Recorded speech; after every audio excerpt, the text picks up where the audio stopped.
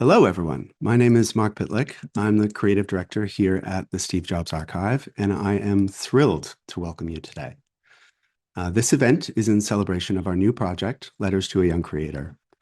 Letters is a collection of honest perspectives on what it takes to make something great, written by people who have done it before. A few weeks ago, we launched a site that contains letters from all 33 of our contributors. So if you haven't had a chance to see that yet, please do check it out. Es Devlin is a UK-based artist and stage designer whose output spans public sculptures, installations, theater productions, concerts, and fashion shows. Her work has been seen at institutions like the Tate Modern, the Royal Opera House, the Metropolitan Opera, and many more. She's a Tony Award winner, she's designed Olympic ceremonies, Super Bowl halftime shows, and she's worked with artists like Beyonce, Lady Gaga, and U2. But honestly, when it comes to her credits, that's just scratching the surface. Now, the archive was honored to include Es in Letters to a Young Creator because her work embodies so much of what made Steve's work so enduring: an appreciation for beauty, strong creative vision, and a willingness to take risks. In addition to all of that, I can tell you that Ez is an uncommonly thoughtful and insightful person, and I am very excited to be having this conversation today. Ez, thank you so much for joining us. Thank you so much for having me. It's a real honor. Thank you. If it's okay by you, we thought we might start by asking you to read your letter for the audience. I'm going to put my glasses on. I have it here. Dear young creators, the two questions that I'm most frequently asked by young creative people are, where do your ideas come from? And how do you retain your sense of self when making works in collaboration with others? Ideas come to me when I'm not seeking ideas. They come to me later, when I'm being fully present in the current moment. They arise when I'm being fully alive to the continuation between myself and the planet. They surface when I'm feeling the wonder of gravity and my continuity with all who are drawn by her. As one of the monks at the monastery of Thich Nhat Hanh in southwest France told me, maybe the universe invented you so she could see herself through your consciousness. And in a collaboration, I recognize that myself is continuous with my collaborators and everything around them. As Jorge Luis Borges said, I am not sure that I exist, actually. I am all the writers that I've read, all the people I've met, all the women I've loved, all the cities I've visited. Lastly, if you remember only one thing on these pages, please let it be the words of the author and farmer, Leah Penniman. The earth is madly in love with you. It's time to participate in the romance. Lovely, thank you. I mean, as one might guess after hearing that letter, you are an avid reader. So I thought I would start by asking you to tell us a little bit about your reading habits. When I was a child, we used to go to the library on a Wednesday. And I remember Tuesday night in my house was panic night because we were four children, and we had to each find the 5 books that we'd borrowed for a week. And mine, I didn't read much. I was always borrowing books about making things. So my books were always stacked under a pile of paint pots and glue because they were books about how to make a periscope or how to make a zoetrope or how to make a kaleidoscope. And I would get them out from under the paint pot. I would take them back to the library and I would just borrow them again so I could carry on making the thing or propping up the thing. So I didn't really get into reading fiction and literature until I was a teenager. And now my own children are teenagers. I think it was the beginning of me emerging from a solipsistic youthful phase and wanting to see the world through the eyes of others. And that's really how I see reading. James Baldwin puts it very well. It's a famous quote that I'm sure many of those listening know, when he says, I used to think that my pain and my troubles were unique. And then I read, and I realized that the things that troubled me and tormented me were the things that had tormented all people everywhere. So that for me is the purpose of reading, to recognize the collective consciousness in which we all share. Aside from reading, do you have any sort of daily practice or things you do regularly to stay in the zone as an artist? Can you talk a little bit about what that looks like? Yeah, it's become more and more of a practice, actually. It used to be, I guess, a habit, and now it's become a deliberate practice. So I really recommend it. When you wake up in the morning, set your alarm to 20 minutes before you actually need to get up.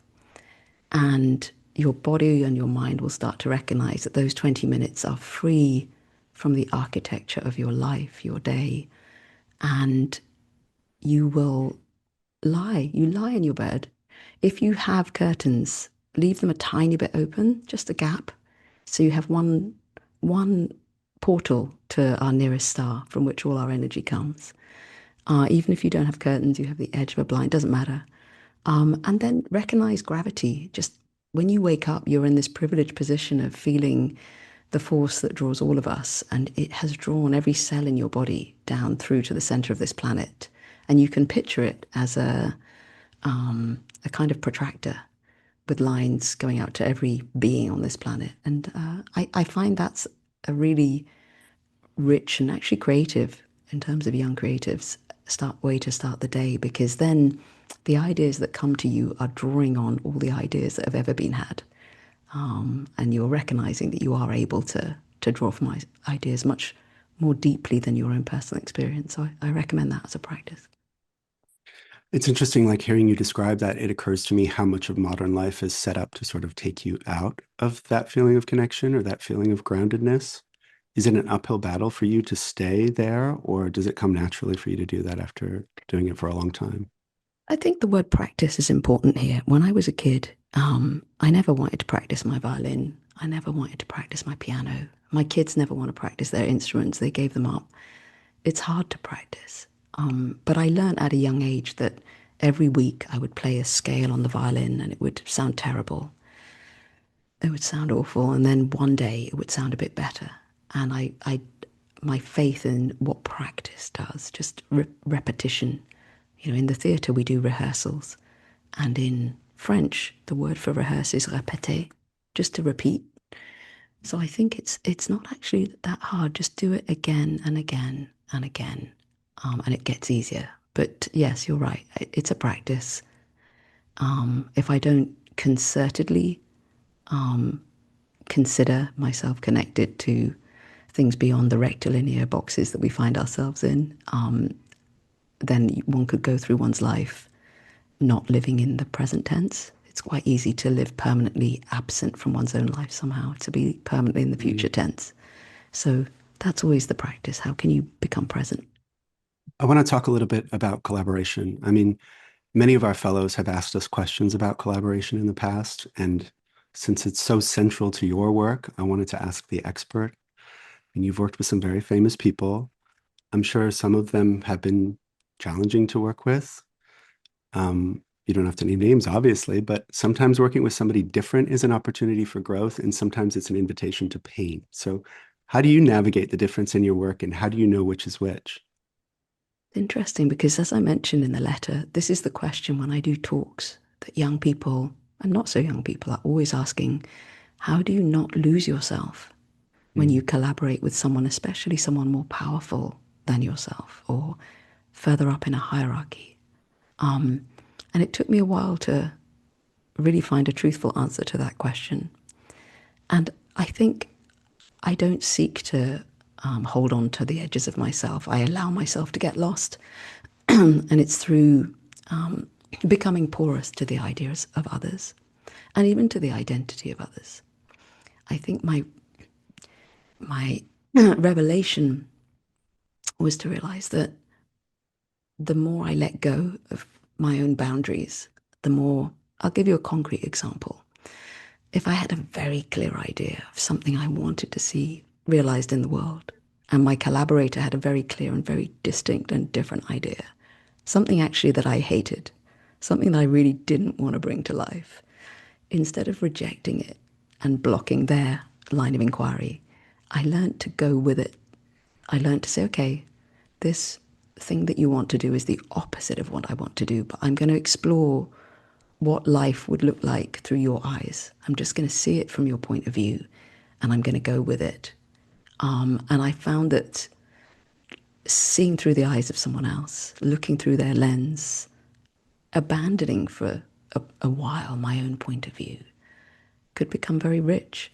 And I found after a while, because I had taken that step, my collaborator would recognize that and would gradually start to see things from my point of view. And we found a place of common lines of inquiry, because there always is one. There was a talk I did recently, and I thought I had nothing in common with the person I was talking to. And I looked everywhere, and I found that we both read from the same book of origami instruction when we were 7 years old. I've managed to dig that out, and I thought, well, there was an overlap. And in a way, the most important collaborations, I think, are with those who do not agree with you. That's the muscle we really have to develop. It's interesting because what you've talked about already is kind of this like subjugation of ego and the sort of being able to see through other people's eyes as a core tenet of your work. And of course, I've heard you say that you got into this work to see through the eyes of others. And yet, as your work evolves, I notice more of you in your projects. Is that fair, do you think? And where is that instinct coming from? It's interesting because quite a few people say to me, oh, is it great now you're doing your own works of art? You know, you've kind of escaped from the shadows, you're in the spotlight. And actually, I don't see it that way. I wrote a book called The Atlas of Es Devlin, which was a way of me trying to thread the strands of my 30 years of selves together. A very medicinal process. And I do recommend to any of you listening to keep all the traces of things you make and look back on them later as crumbs that you've left behind you, traces in your path and practice. But I recognize that certain gestures, for example, a line of light, a circle of light, a revolving cube, these gestures have recurred over 30 years in my practice, whether I was working on an opera, a play, whether I was making a personal drawing, whether I was making an art installation. I don't really distinguish. It is certainly enjoyable to now make the art installations where I can draw on the works of authors, of climate researchers, of scientists, but I still see them as collaborations with those who build them, the engineers. For example, the Library of Light, the big revolving library that we just made in Miami. It's my name on it, but my Mhm. associates in my studio spent hours conceiving and drawing the exact geometry of that. The people who built it, there were, probably about 300 people who worked on it, and then all the authors who were present in it. So for me, in a way, it's no less of a collaboration than if it were a Beyonce stage show. I don't distinguish perhaps as much as others do. Yeah, because you would think that, when you're collaborating with somebody else, the job becomes about seeing through their eyes. But when you're doing something for yourself, there's nobody else to sort of rely on for the vision. The vision comes from you, even though it is a collaboration. Yeah, I think it's true in all ways, because often when I'm working with a musician, I have to remember that the material they sculpt is time. They're sculpting time in minims and crotchets and quavers and frequencies. And my role in the collaboration there is to translate those frequencies into something that's matter, sometimes quite brutal matter, made of truss and stretched mirror and something that's got to fit into 72 trucks, whatever it is. And yet it's still got to vibrate with the same frequency as the music. So I've done quite a lot of reading and thinking about in Buddhist thought, in string theory, in neuroscience, in other theoretical physics with Carlo Rovelli, the Italian theoretical physicist, looking a lot at the frequency of things as well as the frequency of music and the frequency of language. And that's helped me understand my role in being an amanuensis or a translator between music and matter. Hmm. Which leads me into my next question. I mean, as your career has evolved, how have your assessments changed about what makes a project good or worthwhile? I guess, did the audience shift their perspective is always the question. And when you are sitting amongst an audience, which I have done for the last 30 years, most days of my life, whether it's an audience in an art gallery or in a stadium or in a small room above a pub, the audience I begin to see as a species in itself. And it's a very truthful species. The collective intelligence of an audience seems to me almost incapable of telling a lie. Um, and when you make a work of theatre and you sit there and something about it fails, there's no lying, there's nowhere to hide. It fails, and it could be a beat, it could be one beat in time, 1 3-second moment that just fails to deliver what it set out to do, and the audience register it as a failure. And yet, when a beat succeeds and something is communicated, the audience almost purr. You can feel an audience absorbing and resonating. It's like a bell. A bell makes a sound, or it doesn't. It's like a tuning fork. So I guess in answer to your question, I would quote a friend of mine called Gary Kahn, who is an obsessive theatre and opera goer. He's obsessed with all Wagner opera and all Bob Dylan. He'll go right round the spectrum. And he only has really two responses. He goes to see everything. He eats culture.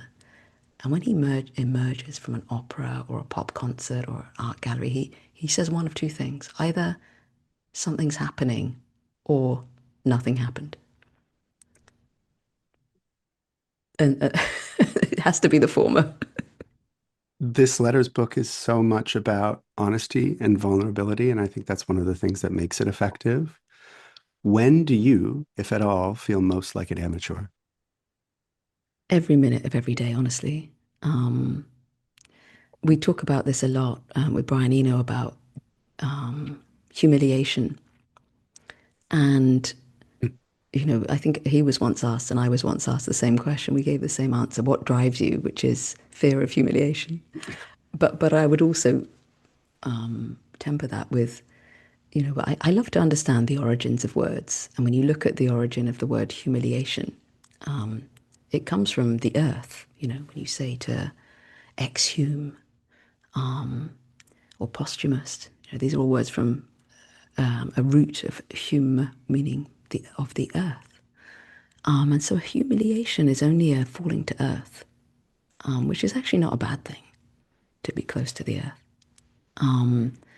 And it happens to me honestly every minute. I get humiliated because I feel humiliated when I choose the wrong verb, you know? And I think when there are such precise choices to be made in language, in tone, I'm constantly feeling like an amateur in the way that I speak to others. I have very high standards for how I encounter strangers on the street. I think that's very important. How do you encounter a stranger? What trace do you leave in a very passing encounter? I mean, my day will be ended if I bump into someone on the subway and I can see that I've insulted them by brushing past them or stepping on the back of their shoe or something. That's my day. That's a big cloud, you know? So I feel like an amateur in personal relations a lot, and I constantly try to improve them. And in the work, nothing's ever. You envisage things and then you bring them to life, and nothing is ever quite as you envisaged it. And yet, on the other hand, I often look at, like, we're making Tristan and Isolde, a big 5-hour Wagner opera at the Met Opera, which opens on Monday. We've been in rehearsal all week, and I sit there feeling so privileged that in this beautiful, legendary opera house that's 54 foot tall and wide, this great square proscenium, that I'm able to fill that proscenium with things that I draw on a bit of paper. Mm. So the humiliation and the sense of gratitude and privilege are usually the gratitude and privilege outweighs the sense of self-chastising and humiliation. But I feel like an amateur most moments of most days. I think most people do, to be honest. But one thing that's so interesting about that is usually people with artists, especially with very, very high standards, aren't remotely as prolific as you are. Like it really strikes me, even in looking at your website and your body of work, like it is so constant, and I don't see where the breaks happen really in your life. So can you talk about that? Like the sort of relationship between your desire for a very high standard and your output, which just seems to be immense. I think it's also the work of many hands. I have a studio Mm. of 8 women, and the more that I've um, progressed in the practice, the more I realize that part of my role is almost to run a school. You know, the women come. There's sometimes the guys as well. They're not always women. They started out as women. There have been men, but at the moment it's the permanent staff are all women, and they come to the studio. They come from many different practices. Some are architects. Some have trained in theatre. Some in interior design. And it takes about a year really for them to try everything that we do in the studio. And they become like extensions of my fingers, honestly. Their skills and crafts are things that I have no skill and craft in. I cannot model in 3D. I cannot make animations. I can do a little bit of Photoshop and I can draw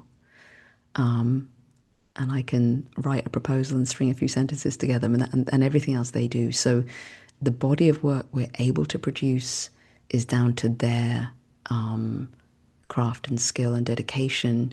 The way that we rationalize when people say to me, how do you manage so many things? Is I don't see it as so many things. I see it as multiple scenes in one movie. And I really don't try and have 25 different ideas. I pretty much have one idea, which is pretty much what I wrote in the letter. And I try to measure every project before I take it on. Can it be a scene in this movie?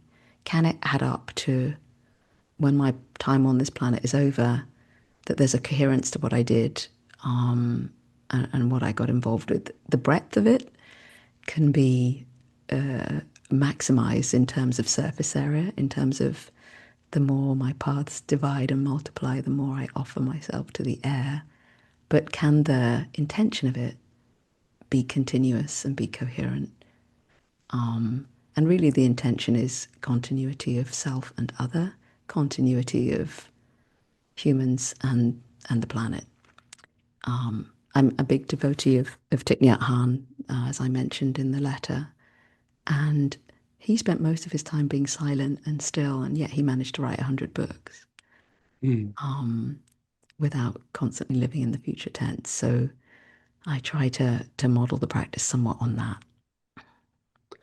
This is a tricky question, but because you're working with younger people who are newer to the Mm. industry, I'm hoping it'll be top of mind.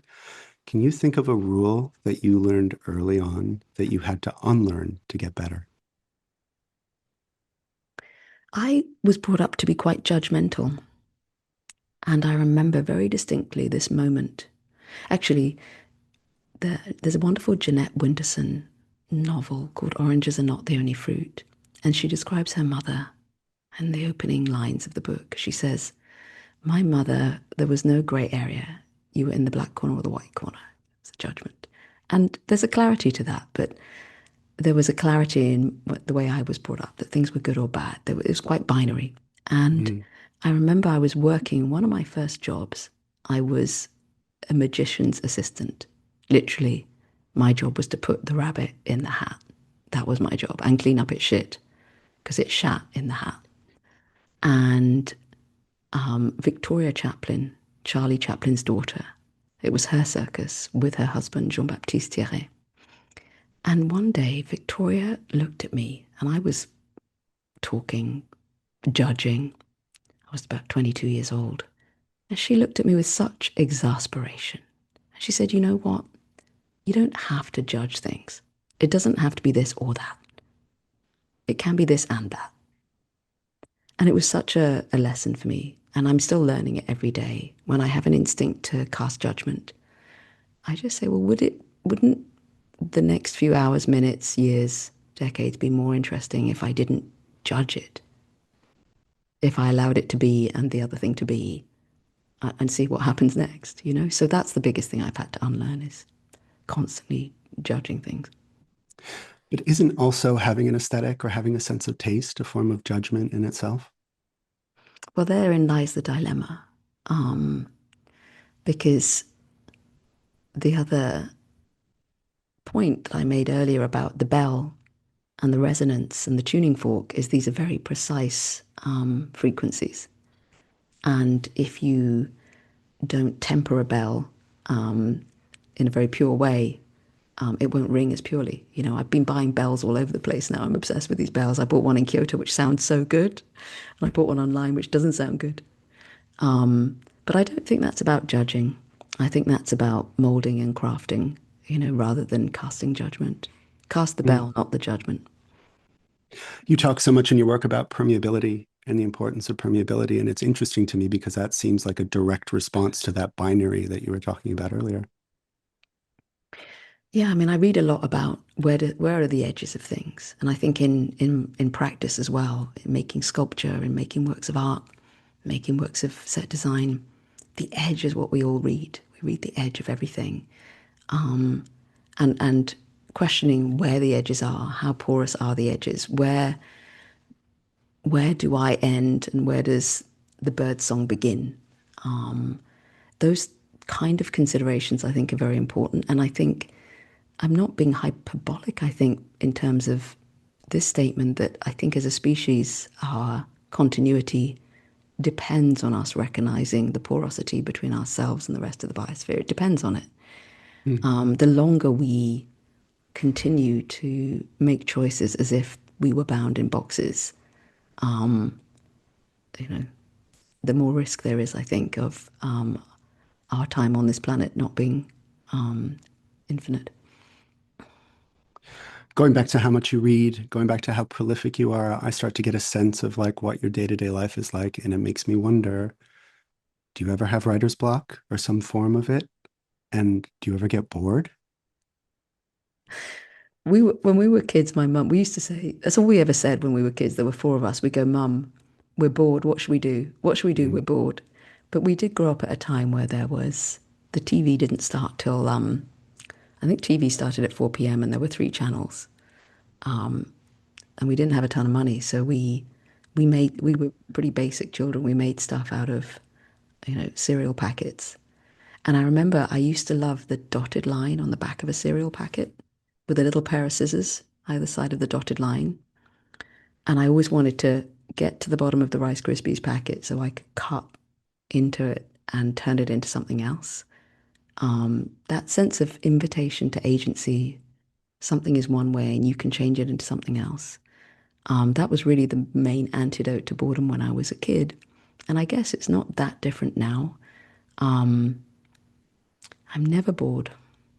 I'm never bored. Um, and in terms of writer's block, yes, I'm often unsure what to do, but I don't stay there.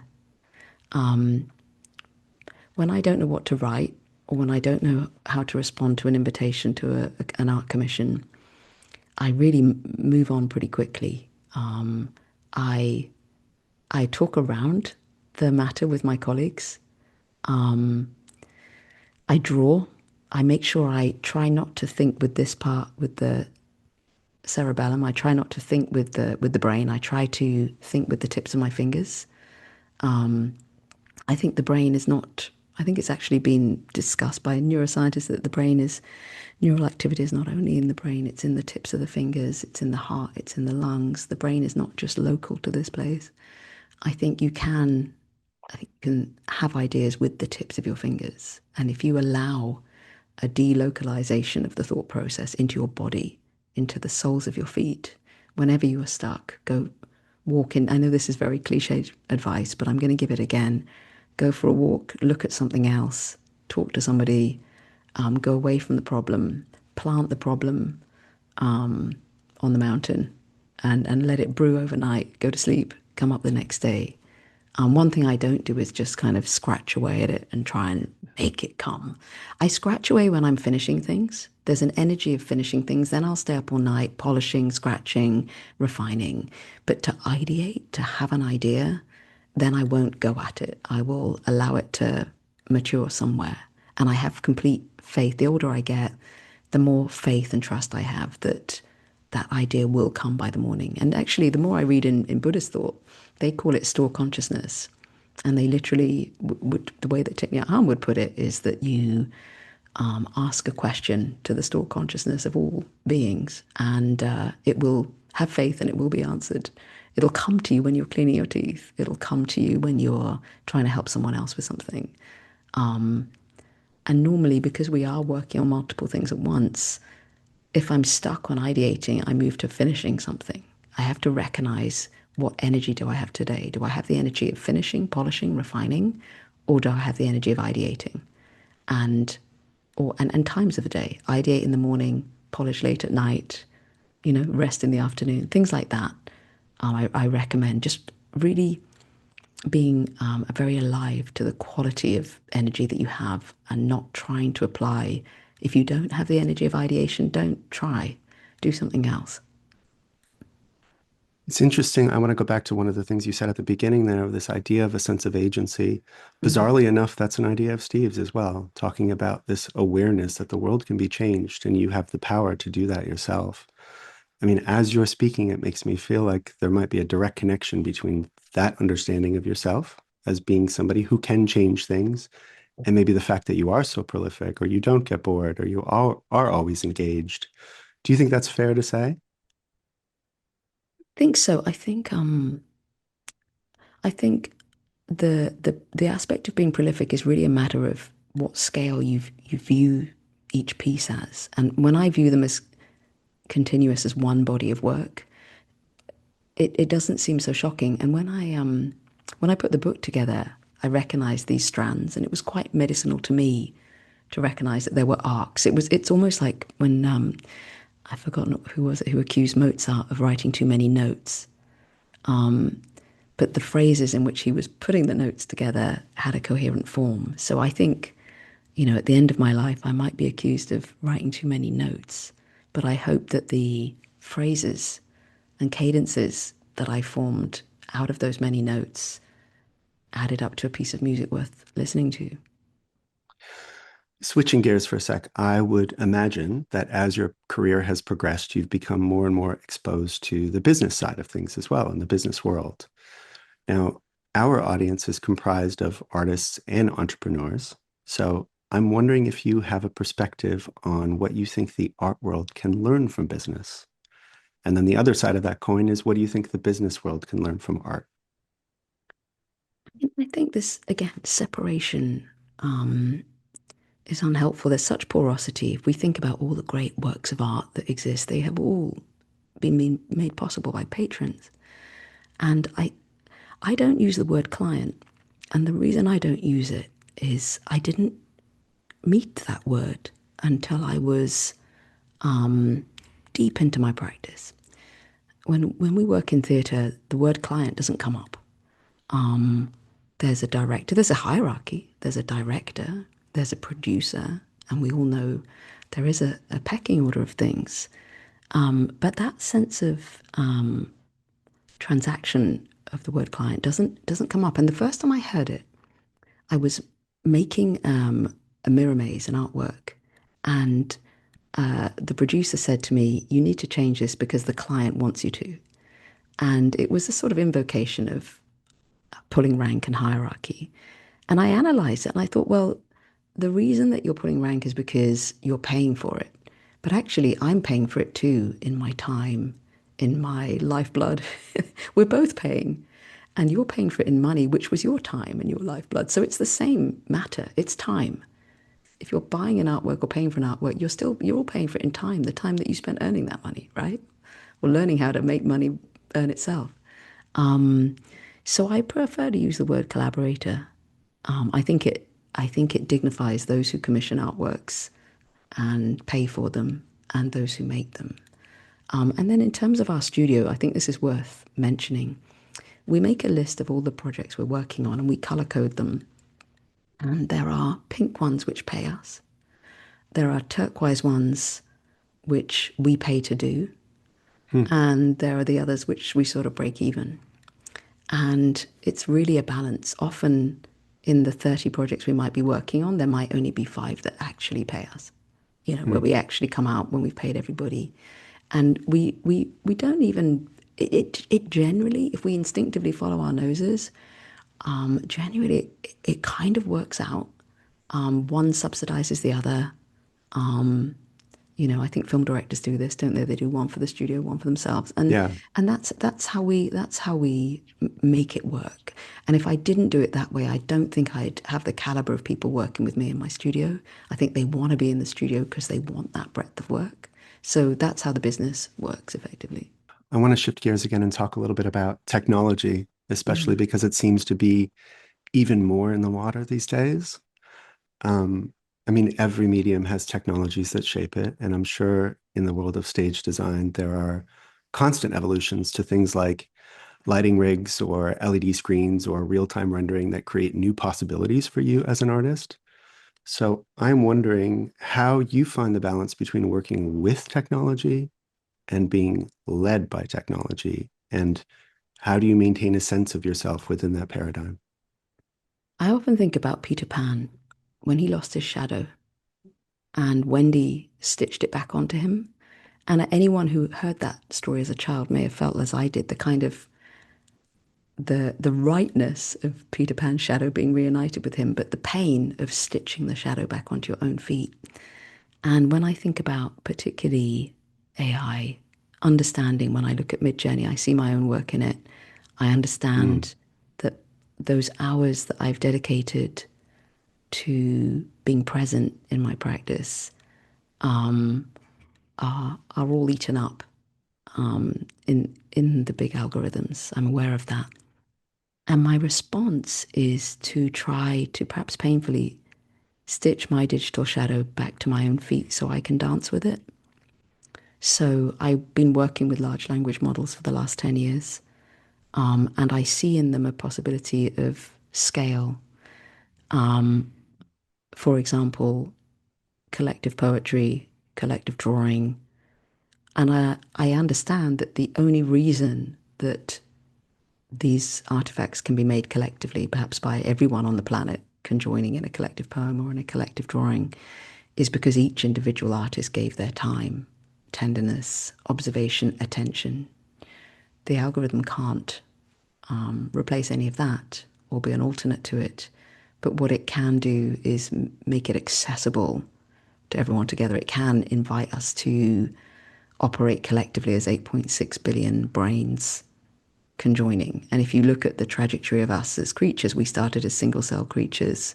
We conjoined in multi-celled, more and more complex creatures. The idea that we might be able to share brains across 8.6 billion people does fascinate me. Of course, it's fraught with all the misuse, the uninteresting use of technology in the support of a capitalist system, which does its thing. It doesn't. It does its thing. It's how to, with the digital dust, digital exhaust, digital shadow that is being put in a sort of render unto Caesar what is Caesar way to service in that system. How do we as artists and as individuals claw back our own digital dust, our own digital shadow, and stitch it to our feet with a sewing needle and dance with it ourselves? That's my approach to that technology. In terms of other technologies, they're like new medicines in the theatre and in the cinema and in the opera. When we see a new projector or a new light, it's like a new drug in a way. It's a new medicine. It has a different impact on us. So we want to explore it. A more transparent screen, a light made out of a different means of incandescence. It's like drinking new medicine. So we always want to explore it. But mm, it never starts with the technology, really. It mm. it tends to start with what we want to say, what the idea is. But then once you work with a piece of technology, it might then start to plant a seed in your head of something else you can do with it. Can we go back to AI for a second? I'm really interested in hearing kind of like your general feeling about AI. It sounds like you recognize the possibilities in it, but you also have a healthy skepticism. Is that fair to say? Fear, healthy fear, and or unhealthy fear, fear, Mhm. fear, and curiosity. And I guess I often respond to things non-verbally and purely through image. And in about 2008, I made my first stadium concert. Um, and I remember the iPhone had come out 2007. 2006, was it, or seven? Um, so maybe it was a bit later than 2008, maybe it was 2010, I can't remember, but I remember a moment where I turned and looked at the audience and I saw a sea of phones being held up like that. And it sort of reminded me of a sea of sunflowers all turning together in a way which was both fearful, but also felt continuous. Um, and I mean, this is an odd thing to say, but it somehow felt like an instinct to pass on information to a time beyond our own existence. That's probably a controversial thing to say. I've heard you speak in other interviews about being moved by Steve's email to himself. Can you talk a little bit about that? Oh my goodness, yeah, that was incredibly moving. The way that he was understanding that he was alive in time and that he was emailing in time, that he was crafting time in those emails moved me greatly. It might be worth reading some of them out if you have them to hand for the young creators. We can put the link to it in the chat, Yeah. actually. Yeah, that would be great. And then just a couple of questions for you before we get to audience Q&A. I mean, we haven't talked a lot about the work. You alluded to what you're up to next. Can you talk a little bit about what your future plans look like as an artist? Yeah, we made this book and we made an exhibition at the Cooper Hewitt Smithsonian Design Museum, and we're now making an exhibition of the 30 years of practice in Sao Paulo, Casa Bradesco, that opens on March the 14th. And then we'll open one at Futura Seoul on August the 8th, and at the London Design Museum on September the 29th, and then in November the 8th in Sydney. So it's a whole run of large scale exhibitions of installations, very much along the lines of the Library of Light and the Library of Us. So it's a really exciting time, as well as the opera work and the musical theatre work. There's American Psycho theatre piece on in London at the moment as well, Oh, cool. and a Hamlet on a sinking ship. So there's a few exciting things, and some more books are coming, some more artwork, some more books. It's an exciting time. So before we get to Q&A, I want to ask one more question, and it is about the future. Can you tell me if you are optimistic or negative about the future and why? I'm predisposed to be optimistic. I don't know if that's logical. Um, I feel such great continuity with this extraordinary planet. I really feel what Leah Penniman said so beautifully in her book.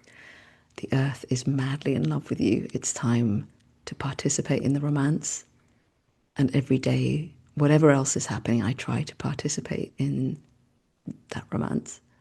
Looking at audience Q&A now, the first question we have is actually was submitted anonymously, but I think this is a great and very relevant question.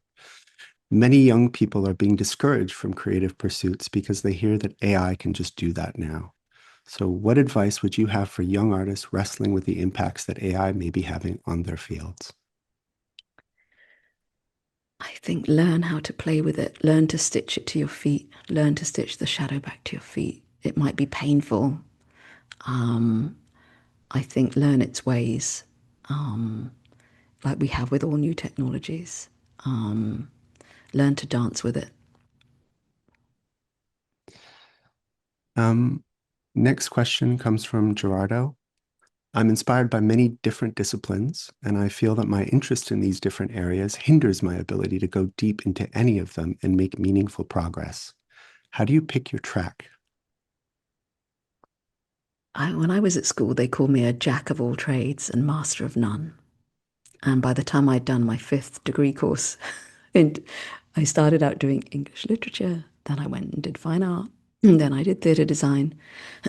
And my boyfriend at the time, his dad rang me up and said, "You can't sponge off my son forever. You need to get a job." I was like, "Really? I need to get a job?" So I don't think you do need to pick a track. I think you need to recognize that if you're drawn to many things, I write in the book about a corridor. You can practice in the corridor. I was in this corridor at the Royal Academy of Music and I could hear Bach in one room. I could hear Miles Davis in another room. I could hear Mozart in another. And I just observed the light in the corridor and that this might be a place to practice. be present in that space you are between multiple things and try and make your practice there. I don't advocate that you have to specialize. I may be wrong in your case because I don't know you, but if you feel comfortable in the corridor, try and make a practice there before you open one of those doors and take a step inside. Next question comes from Pablo. How do you decide what should remain ambiguous in an experience and what must be made legible for the audience? I think the best answer to this question is a quote that came to me from Sam Mendes by, I think he got it from Sidney Pollack, who said, "The audience will go to hell and back with you as long as it says hell on the bus." You need to establish the terms of engagement legibly so the audience understand what the terms of engagement are. After that, you can leave them to interpret by their own lights. I want to actually jump in with a question that I forgot to ask earlier, which is that I have heard you speak in different interviews about the importance of sort of self-mythologizing as a means of understanding yourself. Can you expand on that a little bit? It was very medicinal to me to try to thread myself together. It was in midlife. I don't know if it needs to happen when you're young. I had an instinct to want to try and retrace my steps. So I went back to my earliest memories. I gathered together all the traces I could find of everything I'd ever made. And I tried to act. One can never be one's own biographer. Only someone who isn't you can do that. But I tried to understand the choices I'd made. And I found it very interesting looking back. And I guess I was seeking my own myths. In the way that when you ask, I asked my son the other day, he turned 16. I said, "What's your earliest memory?" And he said, "I don't know if I remembered it or if I've just seen the photograph of it." And in the end, that's okay. I think making your peace with that, that we string ourselves together. There's nothing in my body now. There's not a single atom of my body that's the same as it was 7 years ago, I understand. The only thing that strings me together day to day is the myth I make of myself. And I think recognizing that is okay. This one's from Max. How do you maintain emotional intimacy when scaling initial materials and ideas into large-scale people-facing projects? The best thing to answer that question, I recommend watching a film by Anton Corbijn called Spirits in the Forest. It's a film about a Depeche Mode tour. And what Anton Corbijn does is he goes and visits 7 different continents and interviews 7 different Depeche Mode fans in depth. One of them is a hardcore Depeche Mode fan because had an accident, they went into a coma, and when they emerged, the only thing they remembered was a Depeche Mode song. The other one split up with his family and only sees his children because they're in Depeche Mode covers band. The other one came out to a Depeche Mode song. And then you arrive at the concert and you perceive the concert. You barely see the stage. You perceive the concert literally through their eyes. And you understand that you are translating acts of intimacy into a grand scale, and you are igniting responses that are memories of moments of intimacy in the audience.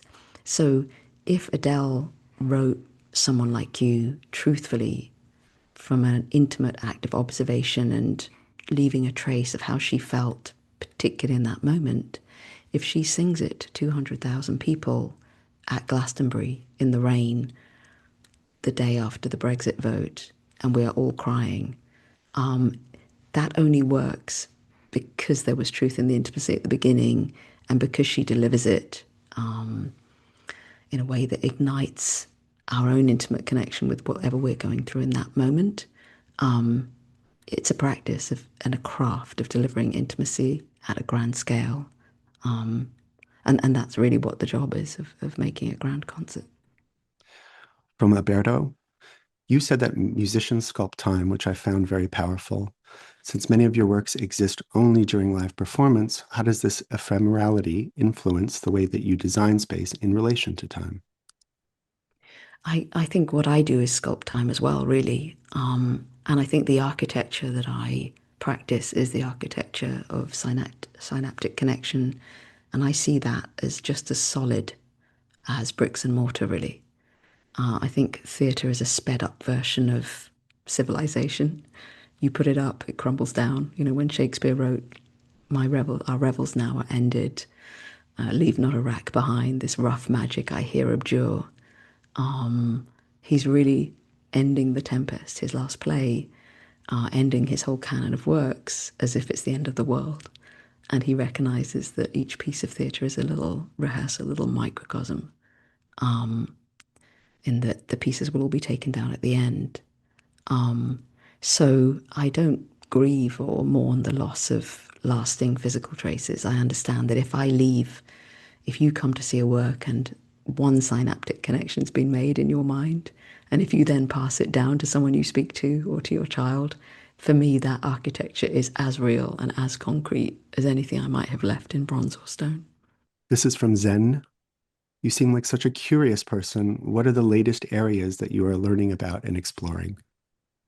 I'm very interested in the work of Dr. Ian McGilchrist, who wrote a book called The Master and His Emissary and various other books. And he is explaining to us with some force and passion. He insists on it in a number of books because he really wants to get his message across and try to encourage us to act upon it, which is that our culture and our Western civilization is out of joint, to use Hamlet's phrase, because of the dominance of the mode of attention of the left hemisphere of our brain, which is the hemisphere that likes to separate and name and form signs, whereas the right hemisphere's mode of attention is more that of continuity Mm. and borderlessness. So I'm very fascinated in reading about that. I did a residency at MIT and they scanned my brain, and I was very interested to see the corpus callosum, the bridge between left and right hemisphere.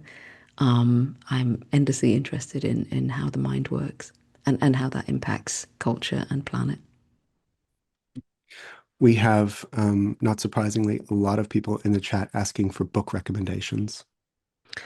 Um, I recommend anything by Thich Nhat Hanh, anything by Dr. Ian McGilchrist, all the poetry of Adrienne Rich, particularly a 1971 collection called Diving into the Wreck. I recommend anything by Margaret Atwood, by James Baldwin, particularly Giovanni's Room, by Toni Morrison. I recommend Octavia Butler.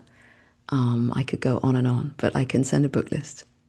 Yeah, that would be great, actually. That would be fantastic. A lot of people here are asking about your spiritual journey as well, or your spiritual beliefs. Can you take a minute and talk about that and maybe talk about how that influences your work? Yeah, I was brought up with a father who was brought up in the Catholic tradition, whose mother was Jewish. So I'm 30% Jewish in my blood when I do my DNA test. But there was no practicing Jewish tradition in my family. My grandmother converted to Catholicism. And we would go to Catholic church, but my mother was Welsh, is Welsh, and much more Methodist tradition. And she would sit there while we were at the little Catholic church saying that the singing was crap and that the windows were crap. So I had this interesting balance of going to church and having it slagged off by one parent, saying it was all rubbish. But we would ring the little bell, we would arrange the wafers and the wine. So I was brought up with those props, those ritual props. And the mass was all in Latin. I didn't understand it, but I understood there was a moment when I had to ring a bell. So I understood that rhythm of being present with a language I didn't understand and the repetition and the ritual. I understood ritual from it. I didn't pursue it when I was a teenager. I would go and see a nun and she'd say, keep yourself clean for Jesus. And I was like, okay, maybe I'm out of here. So I didn't pursue it. But lately, I think I've always understood the need for ritual and for an understanding of, you know, the force is so much greater than ourselves and the continuity between ourselves and the universe. And I have found a lot of sense in Thich Nhat Hanh's approach because it's not classic Buddhism. It's really the elements of Buddhism that he extracted. And to me, they make a lot of sense. It's non-dogmatic. It's not in worship of any one thing except nature, really.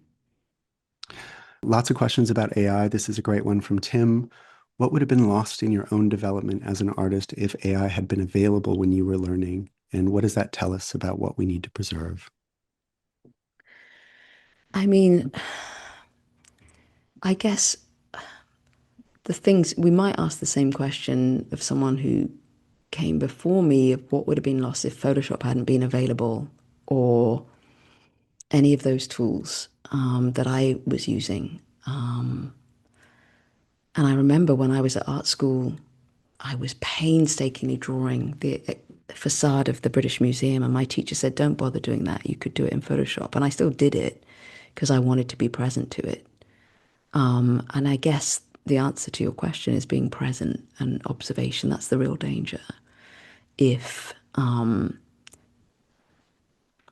if rushing to work with an algorithm that is building on the presence, the remnants of presence of 8.6 billion human beings, means a further diminishing of presence and attention and careful observation, then the danger of that is that any young curator coming up might cease to learn the arts of the practice of presence.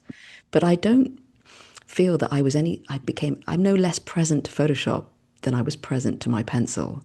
And now when I work with ChatGPT, I'm present now to chat. I'm asking all sorts of questions about Chat, like, why are you saying that? And what you do, so I'm present to that. Mm. I think as long as presence is maintained, but of course I'm as fearful of the outcomes, and I think it's important to maintain fear as well as curiosity.